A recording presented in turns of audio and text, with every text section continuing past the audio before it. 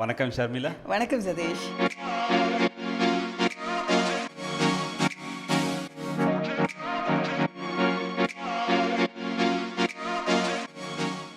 நான் நினைக்கிறேன் தொடக்கத்திலே நமக்கு உங்களுக்கு ஒரு வீடியோ இருக்குன்னு நினைக்கிறேன் ப்ளே பண்ணுறதுக்கு. அதை பார்த்துட்டு நம்ம கதைப்போமே. ஓகே. ஏன்னா கொஞ்சம் இன்ட்ரெஸ்டிங்காக இருக்குது. දැන් මම ඕගොල්ලන්ට ඉදිරිපත් කරනවා. දැන් මේ අපි සියලු දෙනාම දන්නවා දැන් මේ නඩු විභාගයක් යනවා. දැන් මේ නඩු විභාගය මහාධිකරණයේ මේ මහාධිකරණය මේ නඩු විභාගය කරන්න පටන් අරගෙන තිබෙනවා. දැන් මේ නඩු විභාගය යන අතරතුරද වැදගත් කරුණු දෙකක් අනාවරණය වෙලා තිබෙනවා.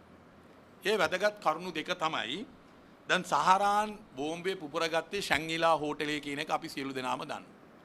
එයා ශැන්ගිලා හෝටලේට නවාතැන් ගෙනන්න එන්නේ 2019 ඒ කියන්නේ 2019 අප්‍රේල් මාසේ 20 වෙනිදා රාත්‍රියේ තමයි ඔහු හෙට ලැඟුම් ගෙන්න එන්නේ ගිස් කෙනෙක් හැටියට. ඔහුගේ කණ්ඩායම ඉන්නේ එතනට එන්නේ. එතකොට ඔහු ඇවිල්ලා එහි නවතින්නේ 6 වෙනි තට්ටුවේ 616 වෙනි කාමරයේ තමයි ඔහු ලැඟුම් අරගෙන තියෙන්නේ. කාමර අංක 616. 6 වෙනි තට්ටුව. එතකොට මේ බෝම්බේ පිපුරුනාට පස්සේ ශැන්ගිලා හෝටලේ තිබෙන සියලුම කාමරවල ලැඟුම්ගෙන හිටපු ඒ නවාතැන්ගෙනම හිටපු ඒ අමුත්තන් පිළිබඳව විශාල විස්තරයක් උසාවියට වාර්තා කරලා තිබෙනවා. සියලුම කාමර පිළිබඳව. කාමර එකක් ඇරෙන්න.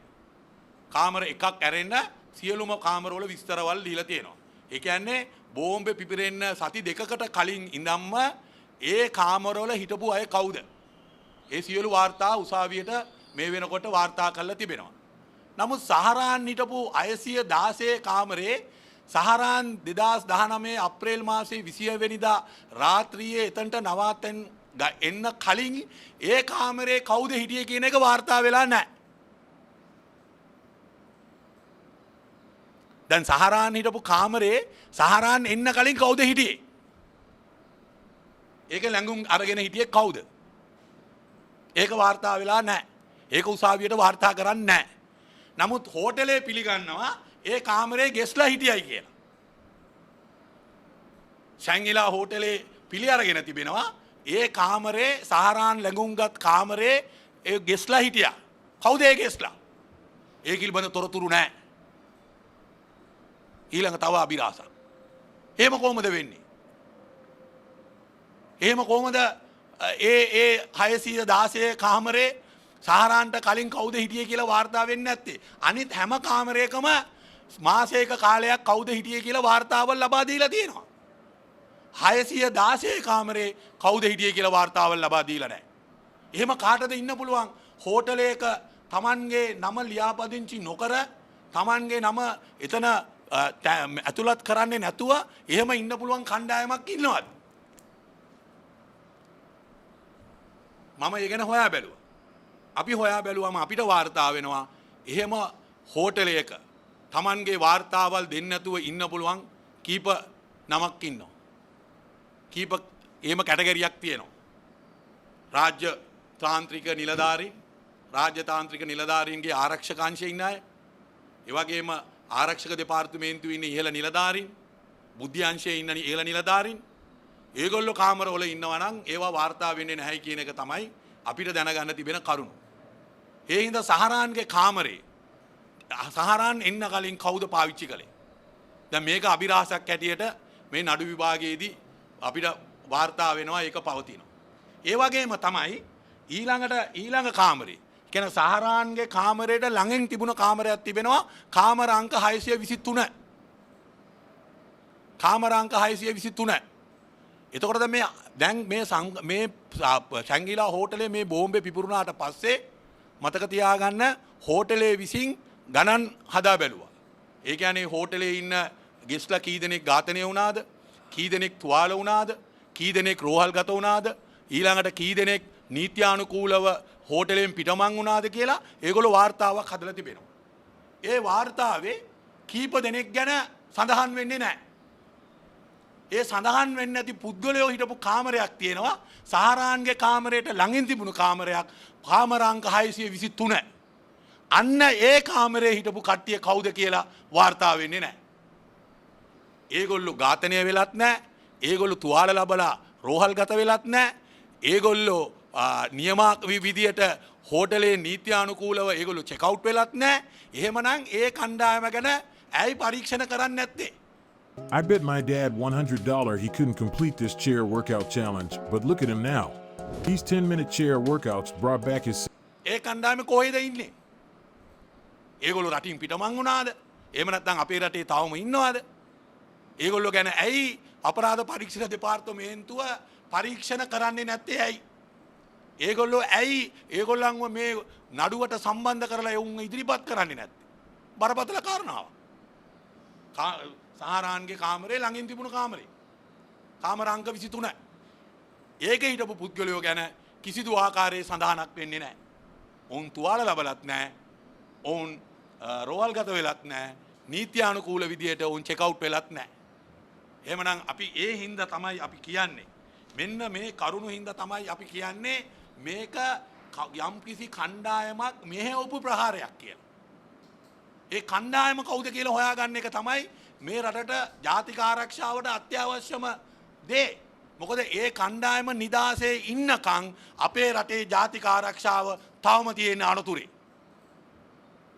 මොකද සහරාන් මේවපු කණ්ඩායම නිදහසේ ඉන්නවයි කියලා කියන්නේ තවම අපේ රටේ ජාතික ආරක්ෂාව අනතුරේ. ஸோ நீங்கள் கேட்குற நேரம் இப்போ 2 விஷயம் எனக்கு என்னென்னா அதில் முழுசாக இந்த ஈஸ்டர் என்ன போய் முடிஞ்ச 5 வருஷம் ஆச்சுது லாஸ்ட் வீக்கோட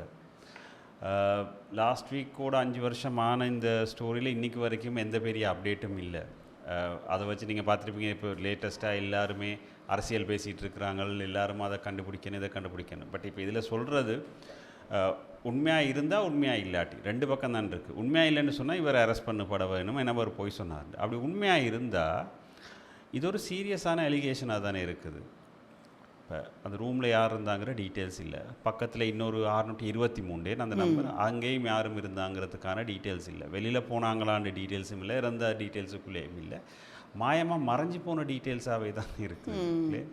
இல்லை, அதில் முக்கியமான இந்த நிறைய விஷயங்கள் அதில் சொல்கிறதுக்கு காரணம் என்ன சொன்னால், அந்த கோர்ட் வந்து ஷங்கிரிலா ஹோட்டலில் இருந்து தான் இந்த அந்த இதுக்குரிய சூத்திரதாரி வெளியேறினார் வந்தார் என்று சொல்லித்தான் அந்த பேச்சுகள் இருக்கிறது. அதில் நீங்கள் பார்த்தீங்கன்னு சொன்னால் அந்த ஷங்கிரிகா ஹோட்டலில் இருந்து அவங்க வந்து சப்மிட் பண்ணியிருக்கிறாங்களாம் கோர்ட்டுக்கு. அப்போ கோர்ட்டில் சப்மிட் பண்ணதில் இந்த 2 ரூமுண்ட டீட்டெயில்ஸ் மட்டும் இல்லை. ஆனால் ஹோட்டலில் இருந்த சகல அறைகளும் 6வது மாடி மட்டும் இல்லை, இதில் இருந்த ரூம்ஸ் எல்லாம் 6வது மாடி. அப்படி முழு ஹோட்டல்லையும் 2 கிழமை 1 கிழமைக்கு முதல் தங்கியிருந்தவர்கள டீட்டெயில் எல்லாம் போயிருக்கு. ஆனால் இந்த 2 ரூமுண்ட டீட்டெயில்ஸ் மட்டும் இல்லைன்னு சொல்லி. ஸோ இதில் நீங்கள் இன்னமும் எனக்கு ஞாபகம் வந்துச்சு, இது இப்போ கேட்டுக்கொண்டிருக்கும் பொழுது அறகலையை நடக்கும் பொழுது நான் வேறு எங்கேயும் இருக்கல, ஷங்கிரிலா ஹோட்டலில் இருந்து தான் நான் எல்லாத்தையும் பார்த்து கொண்டு வந்தேன்னு சொல்லி எங்களோட நாட்டில் ரணில் விக்ரமசிங்கே வந்து குறிப்பிட்டிருந்தார். இந்த ஷங்கிரிலா ஹோட்டலுக்கும் இந்த அரசியல் சம்மந்தப்பட்ட மூவலுக்கும் என்ன சம்மந்தம் என்ற இன்னும் ஒரு ஆங்கிள் வருது. சொன்னால் இப்போ இது வந்து ஒரு ஈஸ்டர் குண்டு தாக்குதல்னு சொல்லி எல்லாரும் அதை பிரதிநிதித்துவப்படுத்துறது தேவாலயங்களை மட்டும் வச்சு கொண்டு தான் இருக்குது. ஆனால் இதில் வந்து இப்போ 5 ஸ்டார் ஹோட்டல்ஸ், இப்போ ஷங்கிரிலா ஹோட்டலாக இருக்கலாம், கிங்ஸ்பரியாக இருக்கலாம், அடுத்தது சினமன் கிராண்டாக இருக்கலாம், அதுக்கு அடுத்தது நிகம்பு, மற்ற என்னது பெட்டிக்ளோலையும் ஒரு பெட்டிக்ளோலையும் ஒரு ஹோட்டல் தான் அது ப்ளோ பண்ணது. அப்போ இதில் வந்து ஒரு பெரிய நெட்வொர்க்கே ஆப்ரேட் பண்ணியிருக்கு. ஆனால் இவர் சொல்கிறத வச்சு பார்க்கும் பொழுது இந்த ரூமில் வந்து அந்த ரிப்போர்ட் பண்ணாமல் அந்த லிஸ்ட்டில் வர முடியாத அளவுக்கு போகக்கூடிய சக்தி யாருக்கு இருக்குன்னு சொல்லி கேளும் பொழுது அதான் அந்த கேள்விக்கு தான் இப்போ யார் இருக்கலாம்ன்ற நேரத்தில் ஐ ப்ரொஃபைலாக இல்லாட்டி பொலிட்டிக்கலாக பெரிய ஒரு இடத்துல இருக்கக்கூடியது, இல்லாட்டி டிஃபென்ஸ் மாதிரியான விஷயங்களில் பெரிய போஸ்ட்டுகள் இருக்கிறோம், வெளிநாட்டு மிஷன்களில் இருந்து வரக்கூடிய டிப்ளமேட் இப்படியானவங்களுக்கு மட்டும்தான் புலனாய்வுத்துறை அந்த அந்த ஆப்ஷன் இருக்குது. ஸோ அந்த ஆப்ஷன் அவங்களுக்கு இருக்குது. இங்கே டீட்டெயில்ஸ் இல்லைன்னு சொன்னால் இது 2க்கும் இடையில சம்மந்தம் இருக்கான்னு தான் நாங்கள் யோசிக்க வேண்டிய ஒரு சுச்சுவேஷன் தான் வருது அதுக்குள்ளே. ஸோ இதுக்குள்ளே நிறைய பேர் இப்போ இன்றைக்கி நாங்கள் அண்ணன் ஒரு போஸ்ட் இருக்குது, நிறைய பேருக்கு தெரிஞ்சே தான் இது நடந்துச்சுன்னு சொல்லி பல இடங்களில் இது குறிப்பிடப்பட்டிருக்குது. இப்போ முக்கியமாக நாட்டோட ஜனாதிபதி எல்லாத்துக்குமே இதை முன்கூட்டியே அறிவிக்கப்பட்டது. இந்தியா எனக்கு தெரியவே பல இடங்களில் சொல்லியிருந்த இதுகள் இருக்குது. நாங்கள் பல தடவை இது பற்றின வார்னிங் கொடுத்துருந்தோம். ஸோ இது நிறைய பேருக்கு வார்னிங்காக கொடுக்கப்பட்டிருந்த விஷயமாக இருந்துச்சு. பல பேரோட உயிர் போயிட்டு இன்றைக்கும் ஒரு சில குடும்பங்கள், ஒரு சில பல குடும்பங்கள் அடுத்து என்ன செய்கிறேன்னு தெரியாத ஒரு சிச்சுவேஷனில் இருக்குது. இதை வச்சு நிறைய பேர் அரசியல் செஞ்சாங்க. இதிலே நான் கண்டன் கார்டினல் நேற்று முந்த நாள் ஏதோ ஒரு பேப்பருக்கு ஒரு ரிப்போர்ட் ஒன்று கொடுத்திருந்தார். கோட்டாபே ஜனாதிபதியாக வாரத்துக்கு அவர் பெரிய அளவில் இன்டிரெக்டாக சப்போர்ட் பண்ணின ஒருத்தர். ஏனெண்டா இந்த பிரச்சனைக்கு தீர்வு காணக்கூடிய ஒருத்தருக்கு தான் நம்ம ஓட் பண்ணணும் அப்படின்ற ஒரு ஸ்டேட்மெண்ட்டு. அப்போ நான் தீர்வு காண்றேன்னு சொல்லி தான் கோட்டாபே வாரம். அப்போ கோட்டாபேக்கு ஓட் பண்ணுங்கண்டா அவர் சொல்லாமல் சொன்ன ஒரு சிச்சுவேஷன் இருக்குது. பிறகு வந்ததுக்கப்புறம் கோட்டாபே எனக்கு இது அப்படி சீக்கிரம் தீர்க்க முடியாது, இதுக்குள்ளே வேறு சிக்கல்கள் இருக்குது அப்படின்னு சொன்ன மாதிரியான ஒரு கதையை அவர் சொன்னார்ண்டு இங்கே ஒரு பத்திரிகையில் இருந்து. ஸோ இதுக்குள்ளே இப்போ எனக்கு சர்ஃபஸ் லெவலில் விளங்குறது என்ன மாதிரி என்னென்னா ஷர்மிளா, நிறைய பேருக்கு இதில் உண்மை என்னென்னு தெரிஞ்சிருக்குது. ஆனால் இதை பேசினால் நிறைய பிரச்சனைகள், தேவையில்லாத பிரச்சனைகள் உருவாகும் அப்படின்றதுனால பேசாமல் இருக்கிறாங்களோ அப்படின்ற ஒரு சந்தேகம் தானே எனக்கு இருக்குது. இல்லை, இப்போ உலகத்தில் நடக்கிற விஷயங்கள் எல்லாத்தையும் வச்சு பார்க்கும் பொழுதே ஒசாமா பின் லாடனை உருவாக்கியது யார்? சதாம் ஹுசைனை உருவாக்கியது யார்? அரசியல் வல்லரசுகள் உருவாக்கி விட்டது தான் இந்த 2 பேர். இந்த 2 பேரின் பெயரை வச்சுக்கொண்டு நடந்திய அரசியலில் சமயமும் மதமும் முக்கியமாக முன்னிலைப்படுத்தப்பட்டது. அதை கேட்டுட்டு அறப்படிச்சு நாங்கள் இருக்கோம் தானே. இப்போ நான் உங்களை சொல்லல, ஜென்ரலாக மக்களை சொல்கிறேன். மதத்தை அந்த வெறி பிடிச்சி, அதாவது எங்கேருந்து தொடங்குதுன்றதை விடுறாங்க. என்ன சொன்னால் அங்கே யாருமே பார்க்குறது இல்லை அவ்வளோ ஆழமாக. அந்த மதமண்டதை வச்சு சதாமையும் சரி ஒசாமாவையும் சரி வச்சு ட்ரெயின் பண்ணி கொண்டு வந்து அதுக்குள்ளே போட்டு குழப்பி அடித்து அந்த கீழே இருந்து மதம் வருது அதுக்கு கீழே. அப்போ இதுவரையும் யோசிக்கல சதாம் யார், முந்தி சதாம் யாருண்ட கைக்கூலியாக இருந்தது, ஒசாமா யாருண்ட கைக்கூலியாக இருந்தது. அப்போ இதுக்குள்ளே நடக்கிற அரசியல் என்ன, மிடில் ஈஸ்டை சுற்றி நடக்கிற அரசியல் என்ன. அப்போ இதுகளை விட்டுட்டு நாங்கள் மதம் சார்பாகவே மட்டும் பார்த்து கொண்டு இருந்தோன்னு சொன்னால் ஆப்வியஸ்லி இது மதத்தோடைய தான் முடிய போகுது. இதில் கார்டினல் என்னத்தை போய் தீர்த்து வைக்கணும்னு சொல்லி கேட்டாருன்னு எனக்கு தெரியல. அவருக்கு தெரியலையா மதம் சார்பாக இப்படியான ஒரு அனர்த்தம் முதல்ல ஒரு true religious person cannot touch a weapon or anything. அப்போ இதில் அரசியலை நம்பின கார்டினல் தனது மதத்தை சார்ந்த மத பெற்றாளர்களை நம்பி இருக்க வேண்டும். சரி, அப்போ இதுலேயே தெரியுது முதல் வை மதம் இஸ் லுக்கிங் அட் இது என்னது அரசியலை பார்க்குறது. இதுதான் இது சில உண்மைகள் ஒரு நாளுமே வெளியில் வரப்போகிறது இல்லை. என்ன சொன்னால் எங்கள்கிட்ட கைகளில் நிறைய காசு புழங்கி இருக்கும். It's a trade. அப்போ காசு புழங்கி தானே ஒரு இன்டெலிஜென்ஸ் இல்லாமல் ஒரு நாட்டுக்குள்ளே எதுவுமே பண்ணிடலாது. கனடாவில் வச்சு இந்தியன் இன்டெலிஜென்ஸால் ஒரு ஒரு ஒரு மர்டர் ஒன்று நடந்தது. அப்போ அதோட தான் இந்தியாவுக்கும் கனடாவுக்கும் இடையில் இப்போ அந்த பனிப்போர் நடந்து கொண்டிருக்கிற காரணத்துமே தே ஹாவ் ஒரு அக்ரிமெண்ட். அதாவது 2 நாட்டுக்கும் இடையில் என்ன தான் இப்போ கனடா திறமைன்னு நான் சொல்லல, எல்லாருமே அசாசினேட் பண்ணுற ஆக்கள் தான். தங்களோட நாட்டுக்கு ஒரு இது வரத போதுன்னு சொன்னால் தே ஜம்பின் அண்ட் அசாசினேட். ஆனால் இந்த இடத்துல அவை புட்டினையும் இன்னும் ஒரு நாட்டையும் அவங்க தான் அப்படி நாங்கள் பெரிய க்ளீனான ஆக்கள்னு சொல்லி கொண்டிருப்பாங்க. But everyone is good enough. அவை இந்த தரத்திலிருந்து விளையாடுற ஆக்கள் தான். அப்போ இதில் என்னென்னு சொன்னால் எப்படி தங்களோட வலையமைப்புக்கு இல்லாமல் அந்த இன்டெலிஜென்ஸ் இங்கே வந்தது, அதாவது இந்தியாண்ட இன்டெலிஜென்ஸ் அங்கே வந்தேன்னு சொல்லித்தான் அங்கே ஒரு ஈகோ பிரச்சனையில் தான் அந்த தொடங்கினதை ஒழிய எந்த நாட்டுக்குள்ளே நீ கொல்லலாமோ கொல்லக்கூடாதோ ஒரு பிரஜையை நீ கொல்லலாமோன்ட்டு சொல்லி கூட அவர் இன்னும் அதை ஆகி பண்ணல. It's a pure ego. How can another intelligence service can come into your thing and finish it.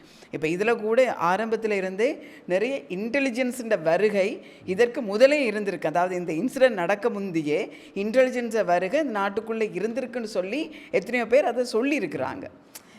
There are no evidence. இப்போ யார் எவிடன்ஸை பேப்பரில் வைக்க முடியும்னு சொல்லுங்கள். ஒரு ஆள் வாய் திறந்து சும்மா உளர்றாரு எனக்கு தெரியும் விஷயம்னு சொல்லி. ஆஃப்கோர்ஸ் இவங்களோட கைகள் எல்லாத்துலேயுமே ரத்த கரைகள் இருக்குது. இல்லை இப்போ இதில் ஸ்டேட்மெண்ட் கொடுக்குறவங்க இது தீர்க்க வேணும், இதில் பிரச்சனை இருக்குது, இதில் உயிர் போச்சு போயினேன். அன்றைக்கி பார்த்தீங்கன்னா ஞாயிற்றுக்கிழமை நிறைய பேர் ஸ்டேட்மெண்ட் கொடுத்துருந்தாங்க. நிறைய அரசியல்வாதிகள் இப்போ என்ன உங்களோட ஸ்டேட்மெண்ட்டுகளுக்கும் இந்த பிரச்சனையிலேருந்து தீர்வு எங்கேயுமே வரப்போகிறதில்ல. எண்ட் ஆஃப் த டே அந்த பிரச்சனைக்கு பிறகு அந்த முஸ்லீம் சமூகம் எப்படி பார்க்கப்பட்டது, அந்த முஸ்லீம் சமூகத்தை நீங்கள் எப்படி ட்ரீட் பண்ணீங்க, அந்த முஸ்லீம் சமூகத்துக்கு என்ன மாதிரியான கெடுதல்கள் செஞ்சாங்கள் என்றது நமக்கு தெரியும், ரைட்?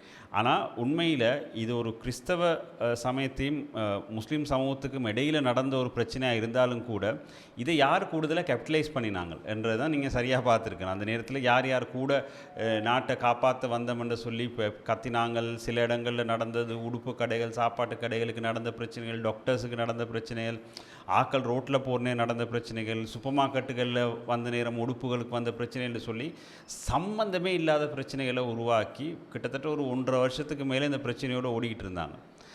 இப்போ ரியலைஸ் ஆகியிருக்கும் இதுக்குள்ளே என்ன அரசியல் ஓடி இருக்குதுன்னு சொல்லி இப்போ நிறைய பேருக்கு தெரிஞ்சிருக்குதோ தெரியாது. பட் இதுதான் இந்த இந்த அதான் நீங்கள் சொன்ன மாதிரி மதத்துகளையும் ரிலிஜனையும் வச்சு இந்த பொலிட்டிக்ஸ் செய்கிறவங்களோட மெக்கானிசம் இது இப்படி தான் ரன் பண்ணும். இதுக்குள்ளே திரும்பவும் போய் மாட்டாமல் இருக்க வேண்டியதான் ஜென்ரல் பப்ளிக்கோட ரெஸ்பான்சிபிலிட்டி. இல்லை, நாங்கள் எந்த நாடு அதில் தெளிவில்லாமல் இருந்துச்சுன்னு சொன்னால் எந்த ஒரு நாடும் அதில் தெளிய போகிற சாத்தியம் இல்லை. என்னென்னு சொன்னால் ஒரு இனம் என்றதை ஒன்று வச்சுக்கொண்டே அரசியல் நடந்துச்சு 30 வருஷத்துக்கு மேலே. அப்போ அங்கே அரசியல் தான் நடந்தது, இனம் இல்லை, ரைட்? அதே இது இங்கே மதத்தை கொண்டு வந்தாங்க. ஸோ ஒரு நாட்டின் அரசியல் அமைப்பை மாற்றுறதுக்கோ இல்லாட்டி ஒரு நாட்டுக்குள்ளே ஒரு டிஸ்டர்பன்ஸான ஒரு சுச்சுவேஷனை கொண்டு வந்தால் தான் இன்னொரு ஆட்சிக்கு வரலாம். அப்போ அதை மாற்றுறது 2 இனம் மதம், இது ரெண்டையும் கொண்டு வந்தோடனே எல்லாரும் குழம்புறாங்க. அவங்களுக்கு என்ன இட்ஸ் வெரி பர்சனல். ஏன்னா உள்ளுக்குள்ளே இப்போ வேறொரு இப்போ முந்தி சொல்லுவாங்க, ஐ மீன் ஸ்பெஷலி எந்த ஃபேமிலியில் சொல்லுவாங்க, மதத்தை பற்றியோ ஸ்போர்ட்ஸை பற்றியோ மற்றது ஒரு ஆண்ட பேயை பற்றியோ டிஸ்கஸ் பண்ணக்கூடாது. இட்ஸ் வெரி பர்சனலான ஒரு விஷயம் ஒரு ஆளுக்கு. ஆனபடி இந்த 3 விஷயத்தையும் பற்றி யூ ஷுடன் டிஸ்கஸ். என்ன சொன்னால் ஸ்ரீலங்கனை பொறுத்தவரையும் they are very passionate about their cricket அந்த காலங்களில். அதே மாதிரி இந்தியன்ஸும் அதே தான். அப்போ அதுகளெல்லாம் அடிதடி கொலைக்கு கொண்டு போகிற விஷயங்கள், அதே மாதிரி இனம் மதமும் அதுக்கு கொண்டு போகிற விஷயங்கள். So it's a very personal topic. உங்களுக்கு ஒரு ஒப்பீனியன் இருந்ததுன்னு சொன்னால் keep you opinion to your self. நீங்கள் என்ன ப்ராக்டிஸ் பண்ண முடியுமோ அதை ப்ராக்டிஸ் பண்ணுங்கன்னு சொல்லி இப்போ அதே சென்சிட்டிவ்னஸை தான் இந்த அரசியல் கட்சிகள் மீண்டும் they are bringing in again. இப்போ நாங்கள் 2-3 ஸ்டோரிஸை வெரி கனெக்டட், நான் இப்போ அதை பற்றி கதைக்க விரும்பல, பட் வெரி கனெக்டட்னு சொன்னால் அது again they are drawing back. இப்போ எலெக்ஷன் வரப்போகுதுன்னு சொல்லி சொன்னோன்னே அதில் எங்கே பிடுங்கலுமோ அதை பிடுங்கி திருப்பி இதன்றாங்க. அப்போ இங்கே இணை பிரச்சனைக்குள்ளால் போய் வந்த சமுதாயம் விழிக்காத பட்சத்தில் இன்னும் ஒரு மதத்துக்கு எதிராக நடப்பதாக ப்ரொஜெக்ட் பண்ணப்படும் ஒரு சுச்சுவேஷன் நாங்கள் நம்பிக்கொண்டு தான் இருப்போம்.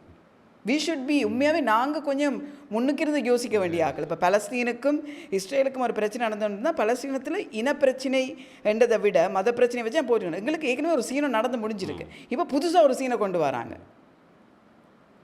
அதான் ஆக்கள் இதை விட இன்னும் பெட்டராக இதுகளில் என்னென்ன இமோஷனலாக கனெக்ட் ஆகாமல் வெளியிலேருந்து பார்க்க ஆரம்பித்தா தான் இந்த பிரச்சனையில் அதாவது இந்த பிரச்சனையில் சிக்காமல் இருக்கலாம். எங்கே இமோஷனல் ஆகுன்னு சொன்னால் உங்களோட அரசியல்வாதிகளுக்கு எதிராக இமோஷனல் ஆகுங்க, உங்களோட கட்சிகளுக்கு எதிராக இமோஷனல் ஆகுங்க. தேவையில்லாத இடத்துல போய் தொங்கிக் கொண்டிருக்க விட்டுட்டு இந்த கதைக்கிற அவ்வளோ பேரையும் நிறுத்தி வச்சு கேள்வி கேட்குற தருணம் என்ன இவ்வளோ காலத்துக்குள்ளே தே கான் ஃபிகர் இட் அவுட்டா? என்ன வெளியிலேருந்து இன்டெலிஜென்ஸ் சர்வீஸ் கூட வந்துட்டு போச்சு. ரெண்டு intelligence service Australia and US ஆக்கும். அதாவது இந்த 5 வருஷம்ன்றது மோர் தென் இனஃப் இந்த பிரச்சனைக்கான சொல்யூஷனை கண்டுபிடிக்கிறதுக்கு. உண்மையில் கண்டுபிடிக்கப்பட்டிருக்குதான்னு தெரியாது நமக்கு, அது வெளியில் வராமல் இருக்கான்னு தெரியாது. ஸோ இது இனிமேலும் வெளியில் வருமானது நமக்கு தெரியாது. அடுத்து இந்த ஸ்ரீலங்கா சுதந்திர கட்சி, அதுக்கு சுதந்திர கட்சியா இல்லை சுதந்திரம் இல்லாத கட்சியான்றதுலே எனக்கு பெரிய ஒரு பிரச்சனையாக இருக்குது. இங்கே பிரச்சனை, அங்கே பிரச்சனை, வீக்கெண்ட்லேயும் பிரச்சனை, புது வருஷ நேரமும் பிரச்சனை, கட்டிடத்துக்கு நீ போகாத நான் போகாத. இதுக்கு நடுவில் மைத்ரிபால திடீரென்று சொல்லி விஜயதாஸ் ராஜபக்சவை ஆக்டிங் சாமனா அவர் அப்பாயிண்ட் பண்ணுறார். இதுக்கு முதல்ல சந்திரிகா நிமால் சிறிபாலடி சில்வாவை ஆக்டிங் சாமனா அவ அப்பாயிண்ட் பண்ணுறா. இவர் போகிறார் ஆஃபீஸுக்கு, அங்கே போலீஸ் இவரை விடுதி இல்லை, போலீஸோடு இவர் ஏதோ சண்டை பிடிக்கிறார். இங்கே இவங்க அப்பாயிண்ட் பண்ணுறாங்க, அங்கே அப்பாயிண்ட் பண்ணுறாங்க. முழுக்க இந்த கட்சி நினைக்கிறேன் இப்போ இந்த சைவ கடை சாம்பார் மாதிரி ஆகிருச்சு. இப்போ இதுக்கு என்ன நடக்குன்னு தெரியாமல் நான் முக்கியமாக உங்களுக்கு சொல்ல வேண்டியிருக்கு சதீஷ், மகஜி சொல்கிறத கேளுங்க. வாஸ்து சரியில்லை, இடத்தை மாற்றுங்க, ஒன்று இல்லாட்டி கட்சியிட பேரை மாற்றுங்க. அதான் கட்சியிட பேர் இல்லாட்டி இடத்தை மாற்ற வரும், இல்லை இந்த கையைத்தான் மாற்ற வருமோ தெரியல. அதுவும் பெரிய பிரச்சனை, எது இருக்குன்னு தெரியல. இப்போ யாருக்கும் யாருக்கு பொறுப்பு யாருக்கு பொறுப்பு இல்லைன்றது யாருமே தெரியாத ஒரு இப்போ அந்த சொப்பன சுந்தரி கதை மாதிரி ஆயிடுச்சு இப்போ இந்த கட்சியோட சிச்சுவேஷன். இப்போ இதுவும் தமிழ் கட்சியும் கிட்டத்தட்ட அதே ரேஞ்சில் அதான் அவங்களையும் இப்போ எனக்கு என்னென்னு சொன்னால் நான் இப்போ நீங்கள் சொல்லவும் தான் ஞாபகம் வந்துச்சு. இந்த இதில் தமிழ் பொது வேட்பாளர் தொடர்பில் மத்திய குழு கூட்டத்தில் முடிவெடுப்போம் அப்படின்னு சொல்லி நேற்று ஒரு நியூஸ் வந்திருக்குது. பட் இதுக்கு முதல்ல ஒரு மீட்டிங் வைக்கிறதுக்கு ஏதோ பிளான் பண்ணியிருந்தவங்க தான் 18ஆம் தேதியோ என்னவோ. நானும் அதை தான் யோசிச்சேன். அப்போ என்ன நினச்சி அப்போ நடக்கல போல இருக்கு. அப்போ அது நடந்துச்சா நடக்கலையான்றது தெரியல எனக்கு. அப்படி நடந்திருந்தால் அந்த மீட்டிங்கில் என்னத்தை பேசுனீங்க அப்படின்றதான் இந்த கேள்வி. ஸோ இலங்கை தமிழரசு கட்சி மத்திய குழு கூட்டத்தில் ஜனாதிபதி தேர்தலில் தமிழ் பொது வேட்பாளரை நிறுத்துவதில் ஏற்படும் சாதக பாதங்கள் தொடர்பில் அனைத்தும் ஆராய்ந்து ஒரு சரியான முடிவெடுப்போம் அப்படின்னு சுமந்திரன் சொல்லியிருக்கிறார். மத்திய குழு 23ஆம் தேதி அதாவது இப்போ நாங்கள் இன்றைக்கி எடுக்கிற அன்றைக்கு நடக்கும்னு சொல்லியிருக்கிறாங்க. ஸோ பாவம் இன்றைக்கும் நடக்குதா இல்லை இது 18ஆம் தேதி சொன்னதுக்கும் இதுக்கும் எதுவும் சம்மந்தம் இருக்கான்னு தெரியல. எனக்கு என்ன இது ரெண்டு கட்சியும் ஒரே மாதிரி தான் இருக்கிற மாதிரி தான் ஒரு வித்தியாசம் ஒன்று பில்டிங் தான் வித்தியாசமாக இருக்கே வெளியே. ஆனால் இதில் நான் இந்த சுமந்திரன் இந்த பேஜை பார்த்துட்டு நான் யோசிச்சேன், வந்து ஸ்ரீதரன் வந்து அந்த எலெக்ஷனில் ஒரு செலக்ட் பண்ணப்பட்ட கேண்டிடேட் தானே, அதை தான் இவ கண்டெஸ்ட் பண்ணினான். அப்போ இந்த மாதிரியான ஸ்டேட்மெண்ட் வந்து ஸ்ரீதரன் இருந்து தானே வரணும். இல்லை இப்போ அவரும் இன்னும் எலெக்டட் பிரசிடென்ட் இல்லையான்னு இப்போ அதுவும் ஒரு பிரச்சனை. அது ஒரு பிரச்சனையாக போகும்போது அந்த இன்ட்ரமெண்ட் ஒன்று இருக்குது தானே, ஒரு முடிவு, அதாவது ஒன்றை கண்டு இப்போ உங்களை நாங்கள் சூஸ் பண்ணுற ஒன்றுக்கு நீங்கள் தெரிவு செய்யப்பட்டுட்டீங்க, நான் விரும்புகிறேனோ விரும்பலையே நீங்கள் தெரிவு செய்யப்பட்டுட்டீங்க. ஆனால் இப்போ அதை வந்து கண்டெஸ்ட் பண்ண போது ஒரு பெரிய குரூப். அப்போ அந்த கண்டெஸ்ட் நடக்கிற வரையும் அந்த முடிவு வரும் வரையும் நீங்கள் தான் அந்த எலெக்ஷன் அப்போ எல்லா ஸ்டேட்மெண்ட்டுமே உங்கள்கிட்ட தான் வரணும். அதே மாதிரி அன்றைக்கு வந்து நீங்கள் அந்த இடத்துலேருந்து விலகணும்னு சொன்னால் நீங்கள் விலக தான் வேணும். பட் ஒரு டைம் ஆஃப் ரெஸ்பெக்ட் ஒன்று இருக்கு. இல்லை நீங்கள் வந்து மைக்கை அவட்ட பிடிச்சி கேள்வி கேட்டிருக்கிறாங்க போல இருக்கலாம். ஆனால் அதுக்கு அவர் என்ன சொல்லியிருக்கணும், ஒரு நல்ல லீடர்ஷிப் உள்ள ஒரு ஆள் வந்து சொல்லியிருக்கணும்னு சொன்னால், இது வந்து ஏற்கனவே நாங்கள் எலெக்ட் பண்ண ஒரு தலைவர் ஒரு ஆள் இப்போ இன்ட்ரமாக இருக்கிறார், ஒரு தற்காலிகமாக இருக்கிறார், அவர்கிட்ட தான் சில கேள்வியெல்லாம் நீங்கள் கேட்கணும். நான் இதுக்கு பதில் சொல்ல முடியாது. That is official way of handling it. இப்போ எல்லாரும் மயக்க பிடிச்சி கதைக்கும் பொழுது என்ன நடக்குதுன்னு சொன்னால், இட்ஸ் அந்த ஒற்றுமை இல்லாத தன்மையை வந்து வெளிக்கொண்டு வருது. அதாவது இப்போ நாங்கள் ஒரு பஸ் இருக்கிறார், அந்த பஸ்ஸுக்கு எதிராக நாங்கள் போய் எந்த வேலையை செய்து கொண்டிருந்தோன்னு சொன்னால் அந்த அளவுக்கு மரியாதை இல்லாமல் போயிட்டுது. அப்போ you have to be very careful. என்ன இதெல்லாம் சனம் அப்சர்வ் பண்ணிக்கணும். இப்போ நான் வந்து அதை அப்சர்வ் பண்ணிகிட்டு இருக்கேன். அப்போ சர்டன் வேஸில் ஆக்கள் நடக்கும் பொழுது இந்த ஆக்களை மதிக்க முடியுமா, இந்த ஆக்களை வந்து நான் ஒரு லீடராக பார்க்க முடியுமா, எனக்கு இவரில் ஒரு நம்பிக்கை வைக்க முடியுமான்ற கேள்வியில் எனக்கு வருது. there is a decency. Politically ஆக்கள் டிஃபர் பண்ணலாம், அவன் கருத்துக்கள் கொள்கைகளில் டிஃபர் பண்ணலாம். ஆனால் ஒரு டீசென்சி ஆஃப் ஹேண்ட்லிங் சம்மன்றது வந்து அது வித்தியாசம். அடுத்து இந்த தியத்தலாவ ரேஸில் கிட்டத்தட்ட 7 பேர் இறந்தாங்க, சின்ன பிள்ளையோடு இன்க்ளூடட். அந்த பிரச்சனைக்கு எடுக்கப்பட்டிருக்க முடிவு பார்க்க தான் எனக்கு சரியான எனக்கு எந்த பக்கத்தால் இதை யோசிக்கிறது அப்படின்றதுல எனக்கு ஒரு பெரிய பிரச்சனையாக இருக்குது. ஏன்னா இந்த ஹெடிங்கை வாசித்த உடனே எனக்கு தெரிஞ்சது என்னென்னா, விபத்தில் சிக்கிய 2 பந்தய கார்களின் சாரதிகள் கைது அப்படின்னு போட்டிருக்குது. தியத்தலாவில் ஞாயிற்றுக்கிழமை இடம்பெற்ற கோர விபத்தில் சிக்கிய பந்தய கார்களின் சாரதி 2 வைத்தியசாலை சிகிச்சை பெற்று வரும் நிலையில் கைது செய்யப்பட்டுள்ளதாக போலீஸ் ஊடகப் பிரிவு தெரிவித்துள்ளது.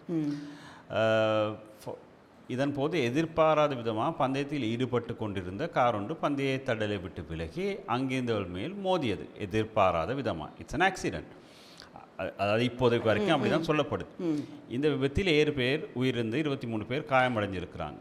ஸோ சாதாரணமாக இப்போ எனக்கு எந்த சொந்த அறிவை வச்சு நான் சொல்கிறேன், எனக்கு ஒரு கார் ரேஸ் ஆர்கனைஸ் பண்ணினதோ இல்லைண்டா வேறு இந்த மாதிரி ஃபார்முலா 1 இப்படியான ரேஸுகள் ஆர்கனைஸ் பண்ணின எந்த எக்ஸ்பீரியன்ஸும் இல்லை. பட் எனக்கு தெரிஞ்ச ஜென்ரல் நாலேஜில் நான் சொல்கிறேன், இப்போ ஒரு போட்டியில் இந்த மாதிரி கார் ஒன்று போய் அடிப்படுதுன்னு சொன்னால் கூடுதலாக அங்கே ஆக்சிடெண்ட்டுகள் தான் இதில் கூடுதலாக நடக்கக்கூடிய விஷயம். அப்போ நாங்கள் முதல்ல பார்ப்போம் இதுக்கான சேஃப்டி மெஷர்ஸ் எடுக்கப்பட்டிருக்குதா அப்படின்னு.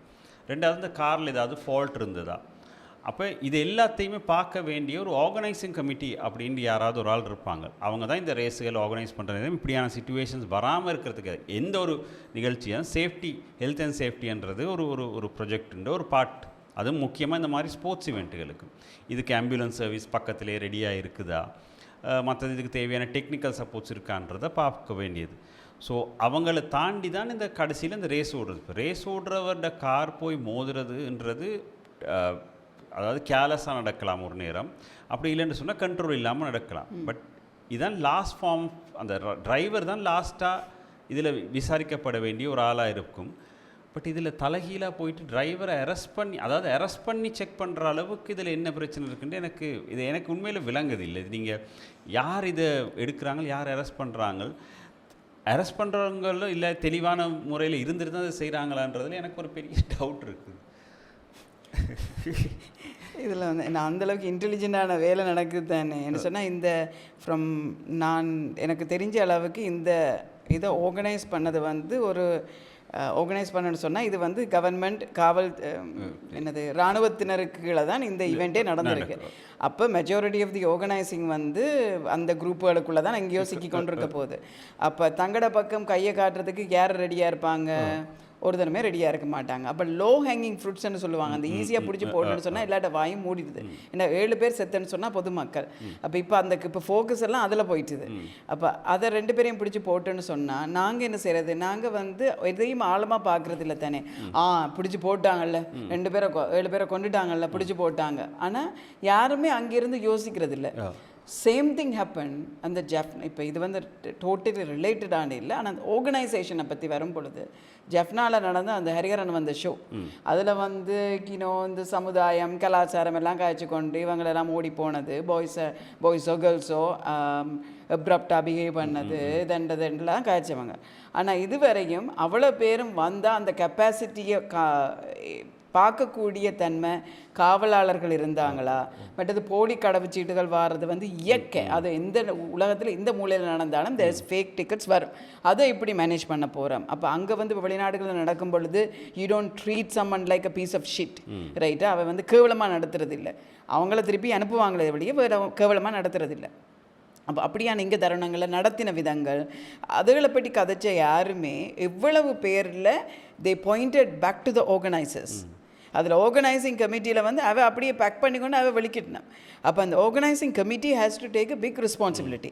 நாங்கள் இவ்வளத்தை தான் எதிர்பார்த்தோம், இவ்வளவு கூட வந்துச்சு, அதெல்லாம் ஹேண்டில் பண்ண முடியலை, மக்களுக்கு பழக்க வழக்கம் இல்லை என்று கதைக்க தெரிஞ்சவர்கள் எல்லாம் முதல் அதை முகாமைத்துவமாக நடத்தினவர்களை கை சார வேண்டும். அதே மாதிரி தான் கம்ஸ் பேக் டு திஸ். நீங்கள் சொன்ன அந்த சாரதிகள் என்ற ஃபோக்கஸை விட்டுட்டு த மேனேஜ்மெண்ட் குரூப். ஆனால் இங்கேயும் பாருங்கள், இந்த மேனேஜ்மெண்ட் குரூப்பில் இனி அக்கௌண்டபிளாக எந்த காவல்துறையை சம்மந்தப்பட்டவர்களும் இன்வால்வ் ஆக மாட்டாங்க. ஏன்னா இட்ஸ் அ கேஷ். இப்போ என்னதுக்கு இந்த இப்போ இலங்கையில் இருக்கிற சிச்சுவேஷனுக்கோ இல்லாட்டி இப்படியான ஒரு இதை நடத்துறதுக்கு வந்து வை என்ன இது என்ன சும்மா என்ன பப்ளிக்கு ஃப்ரீயாவாக கொடுத்தாங்க? இதில் எல்லாத்துலேயுமே இட்ஸ் அ பெட்டிங், பந்தயம். அப்போ பந்தயம்னு போகும்போது பெரிய gambling is a big money making இடம். அப்போ அந்த இடத்துல வந்து நிறைய காசுகள் புழங்கி இருக்கும். அப்போ அந்த காசுகள் பெரிய தலைகள் பெரிய இன்வெஸ்ட்மெண்ட் எல்லாமே வந்திருக்கும். அப்போ அவ்வளோ பேர்லேருந்து அதை விலத்தோணும்னு சொல்லி சொன்னால் சாரதியை பிடிங்க. இல்லை, இப்போ இந்த மாதிரியான நேரத்துக்கு இப்படின்னா ஃப்யூச்சரில் ஒரு ரேஸில் ஓடுறதுன்றது எனக்கு ரிஸ்க். இப்போ ஏதாவது நடந்துச்சுன்னா நான் அரெஸ்ட் பண்ணப்படலாம். இதுக்கு முதல்ல அந்த பாட்டு விஷயத்துக்கு ஒருத்தர் அரெஸ்ட் பண்ணப்பட்டதுலேயும் அதுக்கு பிறகு பார்த்தா இப்போ என்னென்னு சொன்னால் சில விஷயங்கள் இப்போ இங்கே ஸ்ரீலங்காவில் சில அதாவது சட்டம் அது ஒழுங்காக தான் இருக்குது.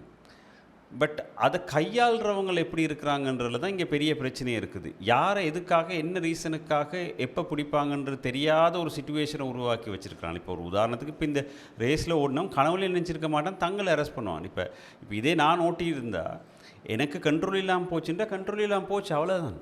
நீங்கள் சந்தோஷப்படுங்க, 2 சாரதி அரெஸ்ட் பண்ணியிருக்கிறாங்கன்ட்டு.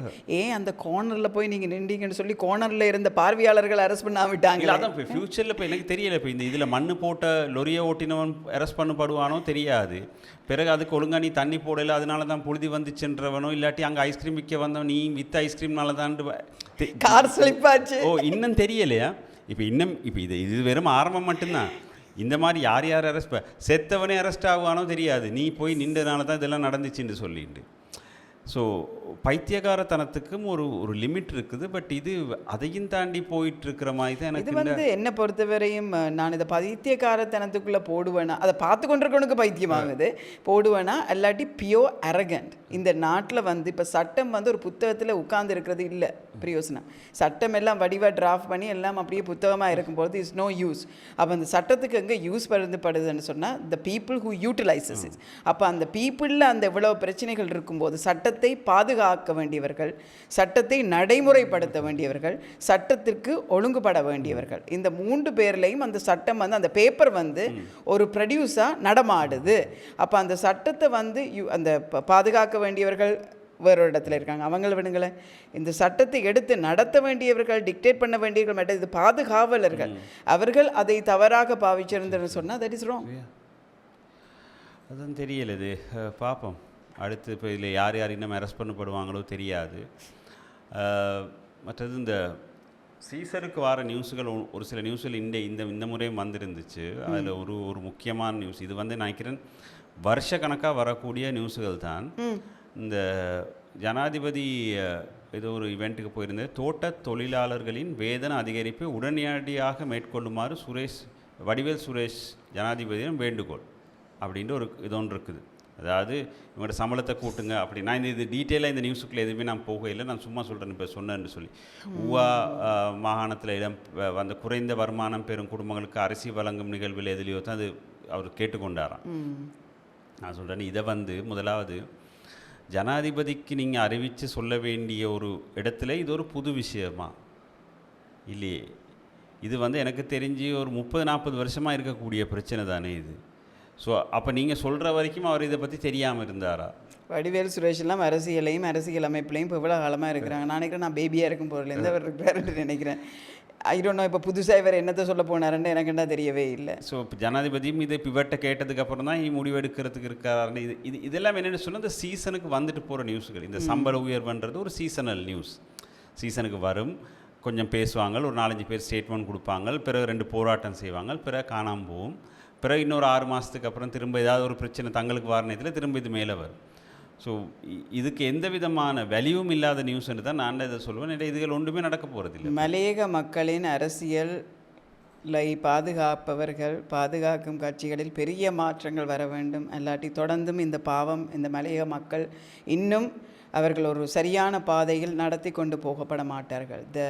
அந்த இட்ஸ் வெரி சேட். இதை கதைக்கும் பொழுதே அந்த என்ன சொல்கிறது, கஷ்டப்பட்டவனை போட்டு திருப்பி அடிக்கிறேன்னு சொல்லுவான். அந்த அவன் அந்த மக்களின் கஷ்டத்தை உணராமல் அந்த மக்களின் வயிற்றில் அடித்து இன்னும் நாங்கள் பிழைப்பு நடத்தி கொண்டிருக்கிறது இட்ஸ் நாட் ரைட்.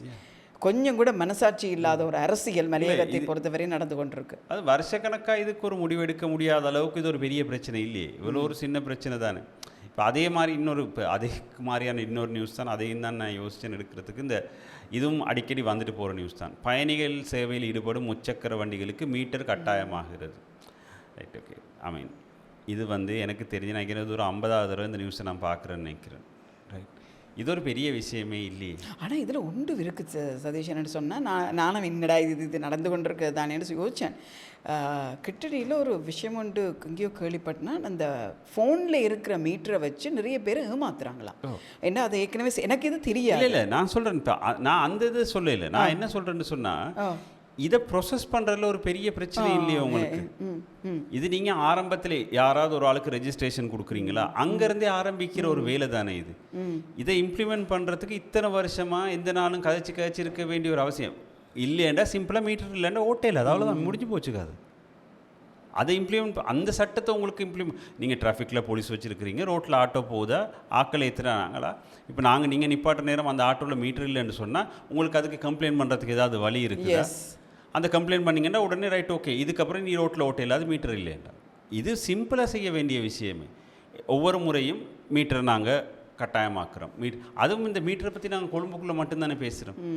இப்போ பிரதான கொழும்புக்கு வெளியில் இருக்க பிரதான எந்த ஒரு நகரங்கள்லையுமே மீட்டர் இல்லை. அங்கே மீட்டர் போட்டு யாரையும் ஓட்ட விடுறதும் இல்லை.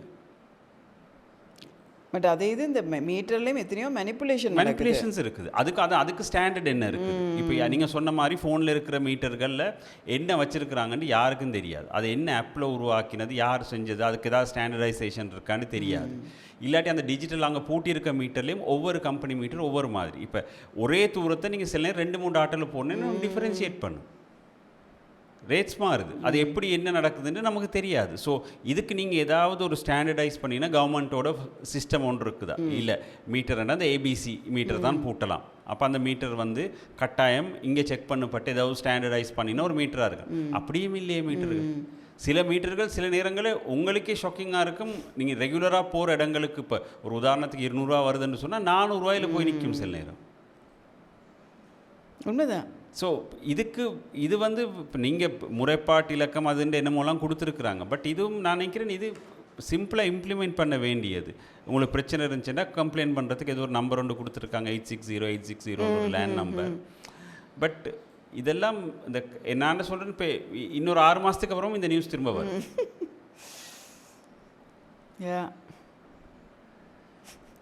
ஐயோ இதுகள் இந்த நியூஸுகள் என்ன போடுறீங்க என்ன செய்கிறீங்கன்னு சொல்லி இப்போ எனக்கு அந்த முதல்ல அந்த ஈஸ்டர் அட்டாக் சம்மந்தமான ஒரு நியூஸ் எடுத்ததுனால இப்போ அதில் இந்த பிள்ளையான ஒரு ஸ்டேட்மெண்ட் ஐயோ அதைத்தான் நான் உங்களுக்கு சொல்ல எடுத்து நான் அப்புறம் விரட்டுமெண்டு பார்த்துட்டு இருந்தேன். நீங்கள் சொல்லுங்கள் என்ன சொல்லுங்கள். என்னென்னா இதில் வந்து இப்போ சேனல் 4ஓட வீடியோவில் மெயினாக இருந்த ஒரு ஹீரோ இவர் தான். அதில் சிம்பிளாக இது பண்ணிட்டு இப்போ இதான் இந்த டிரைவரை அரெஸ்ட் பண்ண கதை மாதிரி தான் எனக்குண்டா இந்த கதையும் இருக்குது. இப்போ இவருக்கு சம்மந்தம் இருக்கா இல்லையான்றது எனக்கு தெரியாது. சரி, இது வந்து அந்த வீடியோவில் சொல்லப்பட்டது மட்டும்தான், உண்மை எதுன்றதை கண்டுபிடிக்கிறவங்களுக்கு தான் தெரியும். பட் இவர் பாஞ்சு ஸ்டேட்மெண்ட் கொடுக்குற அளவுக்கு இது இருக்குதுன்ற நேரம் தான் எனக்கு உயிர்த்த ஞாயிறு தொடர்பில் சஜித் பிரேமதாசன் ஜெயிப்பையும் அரசியலாக்க பார்க்குறாங்களாம். அப்போ நீங்கள் யாருமே அரசியல் செய்யலை, அவங்க 2 பேர் மட்டும்தான் அரசியல் செய்கிறாங்க அப்படின்றது.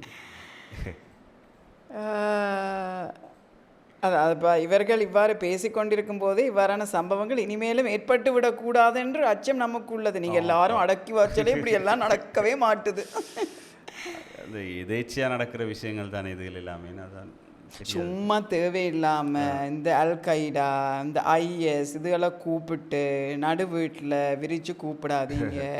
இதுன்ற தாக்கங்கள் எல்லாம் தாங்குற அளவுக்கு நமக்கு சக்தி இல்லை. சொல்லுங்க, உலகளாவிய ரீதியில் தடை செய்யப்பட்ட பல இயக்கங்கள் இயங்கிக் கொண்டிருக்கின்றன. அதில் ஒரு கூறாகத்தான் IS தீவிரவாதமும் இருந்தது. பல நாடுகளிலும் பயிற்சி எடுத்த காத்தான்குடியை சேர்ந்த இனம் அவரும் அந்த டேட்டா கலெக்ட் பண்ணியிருக்காரு. இப்போ என்னன்னு சொன்னால், நீங்கள் சும்மா தேவையில்லாமல் ரோட்டில் போகிற இதையோ கொண்டு வேட்டிக்குள்ளே போடுற வேலை தான் இது. பெரிய கேம் ஒன்றுக்குள்ளே போய் உங்களோட தலையை போடாதீங்க. நீங்கள் ஒரு ஐலண்டாகவே இருந்து கொள்ளுங்க. உங்களோட கெப்பாசிட்டி ஏதோ அந்த கெப்பாசிட்டியோட பேசினா நல்ல இன்டர்நேஷ்னல் லெவல் பேசுகிற அளவுக்கு நான் நிற்கிறல. உங்களுக்கு இன்னும் அந்த அளவுக்கு கெப்பாசிட்டி பத்தாது. தயவு செஞ்சு இதில் போய் சிக்காதீங்க. இது எங்கே கொண்டு போய் விடுமுன்னு தெரியாது. பிறகு இந்த நூரெலியா முதல்ல அந்த ஜனாதிபதி போய் இப்போ கிட்டத்தில் போயிட்டு எல்லாம் பார்த்துட்டு வந்தார் தானே. ஐயோ பாவம், குடியில் நடுங்கி போனார்ப்பா. அதில் ஒரு வீடியோ பார்த்தேன், நீங்கள் பார்த்தீங்களோ தெரியாது. அதில் ஒரு வீடியோவில் கேட்குறம்மா நினைக்கிறேன். அவவுக்கு வந்து திரும்ப ஒரு கண் செக் பண்ண வருமானு நினைக்கிறேன். இந்த கேள்வியை கேட்டவுக்கு, நீங்கள் எப்படி இவ்வளவு இந்த வயசுலேயும் அழகாக இருக்கிறீங்க அப்படின்ட்டு ஒரு கேள்வியை கேட்டிருந்தா. உண்மையா? ஒரு ஆள் கேட்டிருந்தா. அந்த வீடியோ கூடுதலாக வைரல் ஆகிட்டு இருந்துச்சு, நான் கண்டேன். அதுக்கு அவர் சொல்கிறார், அதுக்கு அவர் சொல்கிற பதில் தான் ரொம்ப வித்தியாசமானது. நான் UNPயில் இருக்கிறதுனால தான் அழகாக இருக்கிறேன் அப்படின்னு சொன்னார். கேட்ட நேரத்திலே எனக்கே என்னமோ மாறி இருந்துச்சு. நீ ஏன் இந்த மாதிரியான கேள்விகள் கேட்குறன்ட்டு தான் எனக்கு யோசனை வந்துச்சு. முதல்ல நீ கட்டாயம் ஒரு கண் டாக்டர்கிட்ட போயிட்டு உன்னோட கண்ணை செக் பண்ணணும். இல்லை, அதுக்கு அவர் பதில் சொல்லியிருக்கிறார். ஒரு நாட்டுன்ற பிரசிடென்ட் சொல்கிற பதிலை பாருங்கள். இஸ் அன் இண்டிபெண்ட் பாடி. இப்போ எந்த கட்சியையும் அவர் பிரசிடெண்ட்டாக இன்டர்வியூ பண்ணும் பொழுது அவர் வந்து எந்த கட்சியோடையும் தான் அஃபிலியேட்டட் இல்லாத மாதிரி தான் இருக்கணும். என்ன தட் இஸ் என்ன he's neutral to every one தானே. இப்போ எல்லாருக்கும் போடுது சொத்து தான். UNPயில் அப்படி சொல்ல மாட்டோமே. இந்த நமக்கு என்னத்தை விட்டு கொடுத்தாலும் கட்சியை விட்டு கொடுக்க மாட்டேன் தானே. அது அதானே இந்த முதல் சொத்து. ஸோ அது இல்லை உண்மையான நியூஸ். நான் இங்கே வந்தது வேறொரு நியூஸ் பேசுகிறதுக்காக. ஏன்னா நுரையால் இந்த ஊதுபத்தி விற்கிறவங்க பிச்சை எடுக்கிறவங்க நிறைய கூட்டிட்டாங்களாம் சீசனுக்காக. இப்போ இப்படி தானே, இப்போ சீசனுக்கு நீங்கள் பிஸ்னஸ் செய்ய போகிற மாதிரி அவங்களுக்கும் பிஸ்னஸ் செய்கிறதுக்கான இப்போ கொழும்புல ஆள் இல்லைன்னா பிறகு அவங்க போயிட்டு எங்கே விற்பாங்க இதுகளை. இல்லை, இது இப்போ கொழும்புலேயே நடக்கிற ஒரு பெரிய மாஃபியா. நிறைய பிள்ளைகளோட வந்து இருக்கிறது. இது ஒரு குழுவாக இவங்க சொல்லியிருக்கிறாங்க, வந்து ஒரு குழுவாக வெளி மாவட்டங்களிலிருந்து வருகை தந்து குறித்த பெண்கள் கைக்குழந்தையுடன் அமர்ந்து இருக்கின்றனர். அதிகமானவர்கள் கர்ப்பிணி பெண்களாகவும் பாலூட்டும் தாய்மார்களாகவும் உள்ளனர். இதில் சிறுமிகளும் உள்ளடங்குகின்றமை குறிப்பிடத்தக்கது. நான் சிறுவர்களையும் கண்டிருக்கிறேன். ஆனபடியாக சிறுவர்களை சேர்த்துக் கொள்ளலாம். மேலும் ஊதுபத்தி விற்பனை செய்யும் போது ஊதுபத்தியினை பார்த்துவிட்டு வாங்குவதற்கு தவறும் பட்சத்தில் பொதுமக்களையும் சுற்றுலா பயணிகளையும் தகாத வார்த்தைகளால் அவதூறாக பேசுவதுடன் வெளிநாட்டிலிருந்து வரும் சுற்றுலா பயணிகளின் உடலில் உரிமையின்றி தொடுவதும் அவர்களை அவதூறாக பேசுவதும் அப்படியான செயல்கள் நடந்து கொண்டிருக்குது. இந்த பேச்சு நானும் வாங்கியிருக்கிறேன் கொழும்புலேயே. சரியா? அப்போ நான் சில வேளையில் வந்து நான் திருப்பி கதைச்சிருக்கிறேன். சில இடங்களில் வந்து எனக்கு டைம் இல்லை இதில் ஸ்பெண்ட் பண்ணுறதுக்குன்னு நான் போயிருக்கிறேன். அப்போ நாங்கள் சுற்றுலா பயணிகள் இங்கே வர்றாங்க, இங்கே ஒரு பெரிய ஒரு சேஃபான ஒரு பிளேஸாக இருக்குதுன்னு சொல்லும் பொழுது இந்த விஷயங்களையும் நாங்கள் கொஞ்சம் கவனிக்கணும். இல்லை, அதோட ஷர்மிளா, இந்த ஊதுபத்தி விற்கிறதுன்றது உண்மையில் ஒரு நாளுமே அந்த ஊதுபத்தி விற்றுப்படாது. அதாவது நீங்கள் என்ன செய்வீங்கன்னு சொன்னால், அந்த ஊதுபத்தியை வாங்குறதுக்கு பேசாமல் 20 ரூபா கொடுத்துட்டு போகலான்னு பார்ப்பீங்க. இப்போ அந்த பேக்கெட் அவங்க கையிலே அப்படியே இருக்கும்.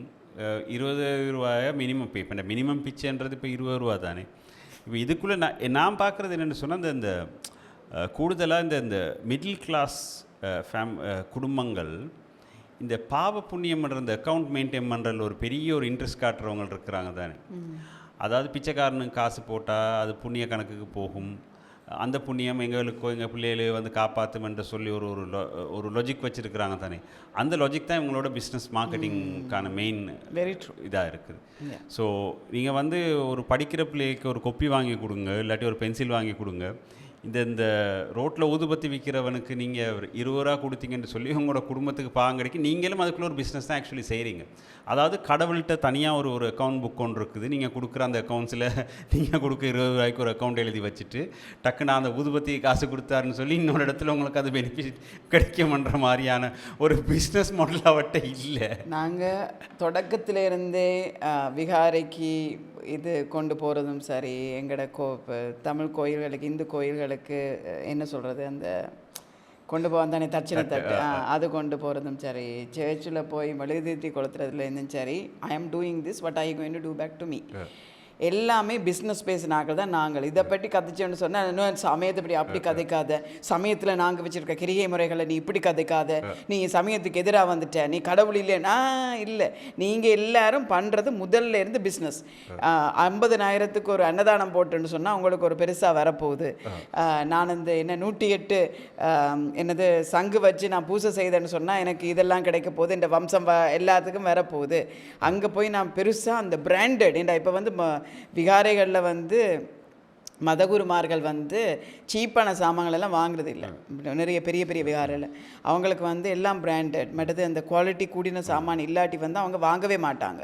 அப்போ இவ்வளத்தையெல்லாம் பேரம் பேசி கொண்டே கொடுக்குறதுக்கு அந்த விகாரையில் இருக்க பிக்குமார்களுக்கு கொடுக்குறதுக்கு காரணம் என்ன, எங்களுக்கும் அதே மாதிரி வந்து செய்தோம், இல்லாட்டி அவன்ட என்ன சொல்கிறது பழிச்சொல்லுக்கு நாங்கள் ஆகாயிடுவோம்னு சொல்லி மொத்தம் நீங்கள் கடவுளோட செய்ய விரும்பினது முழுக்க பிஸ்னஸ் தான். அதே தான் இவங்க ரோட்டில் பண்ணிகிட்டு இருக்காங்க. இப்போ இதை வந்து நாங்கள் பார்க்கும்போது இது பெருசாக கதைச்சிட்டு இருப்போம். ஆனால் நீங்கள் சொன்ன மாதிரி சதீஷ், அதாவது அந்த பாவ புண்ணிய கணக்கை பார்க்குறத விட்டுட்டு உங்களை சுற்றி நடக்கிற உங்களோட ஏமாத்தை திரும்பி பாருங்கள். என்ன நிறைய ஏமாத்து சதீஷ். இப்போ கொழும்புல எல்லாம் அன்றைக்கு பார்த்து ஒரு ப்ரெக்னென்ட் உமன் வந்து ஒரு இன்டர்செக்ஷனில் வந்து அவள் பிச்சை கேட்குறா. அதை பார்க்க உண்மையாகவே நான் ஹோட்டலில் இருக்கும்போது ஒரு யங் கேர்ளாக நான் நினைக்கிறேன் ஒரு 20-25 வயசுக்குள்ளே இருக்கக்கூடிய ஒரு பெண் ப்ரெக்னென்ட், உண்மையாகவே ப்ரெக்னென்ட் தான், அவள் எதுவுமே கட்டி இல்லை, ப்ரெக்னென்ட் தான். வந்து கேட்கும் பொழுது ஒரு நிமிஷம் வந்து மனசு தள்ளாடுது. என்னடா நாடு இந்த நிலைமைக்கு வந்துட்டு தாண்டு. அதுக்கப்புறம் பார்க்கும் பொழுது இல்லை நாங்களாவது கொஞ்சம் வலிச்சிருக்கோம் ரைட். இப்படியான ஒரு young, she was good looking. அப்போ எல்லாம் தாண்டி இவள் வந்து இதில் நிற்கிறான்னு சொன்னால் இவ சுற்றி இருக்கிற வட்டம் என்ன, இவங்களோட குடும்பத்தில் இருக்கிற ஆட்கள் இவ இந்த நிலைமைக்கு கொண்டு வந்து விட்டுட்டாங்களான்ற கேள்வியெல்லாம் வரணும். சும்மா எடுத்தோன்னே எல்லாத்துக்கும் போய் காசு கொடுக்குறது இல்லை. அது அப்படி பழகிட்டேன் தானே. அது அந்த பாவ புண்ணியம்ன்ற ஒரு அக்கௌண்ட்டுக்குள்ளே வச்சுட்டு காசு கொடுத்தா எல்லாமே சரியாக போச்சு, அதுலேருந்து நமக்கு ஏதாவது கிடைக்கும் அப்படின்ற ஒரு ஐடியாவில் வந்துட்டேன் தானே. முதல்ல அதுலேருந்து வெளியில் வராமல் இந்த நீங்கள் சொன்ன மாதிரி எல்லாருமே பிஸ்னஸ் தான் செய்கிறாங்க. அந்த பிஸ்னஸில் இவங்களோட பிஸ்னஸ் கொஞ்சம் வித்தியாசமான ஒரு மாடலாக இருக்குது, அவ்வளோதான். இதில் கொடுக்காதவனை பார்த்துட்டு சொல்லுவாங்க மனம் கல் உங்களுக்கு எல்லாருக்கும், உங்களுக்கு எல்லாம் அந்த மனசாட்சியே இல்லையா? இல்லை, அதான் இப்போ கிட்டத்தில் என் ஃப்ரெண்டோ தெரிஞ்ச வந்து ஒரு கடைக்கு முன்னால் இருக்கிறவருக்கு தண்ணி பாட்டிலும் பன்னும் ஏதோ வாங்கி கொடுக்க நான் சொல்லியிருக்கேன், நான் இந்த நேரத்தில் பன்னெல்லாம் சாப்பிட மாட்டேன், சோறு தான் சாப்பிடுவேன்னு சொல்லிட்டு. ஸோ அதான் அந்த எக்ஸ்ட்ரீம் லெவலுக்கு அதுகள் இருக்குது. வேறு எதுவும் இருக்கா இன்றைக்கு இதோட? நாங்கள் இப்போ இல்லை இன்றைக்கு இவ்வளோ தான் இருக்குது. இப்போ அடுத்து நாங்கள் சந்திக்கும் பொழுது நிறைய இருக்குமென்று நினைக்கிறேன். சரி, நன்றி சார். நன்றி சதீஷ்.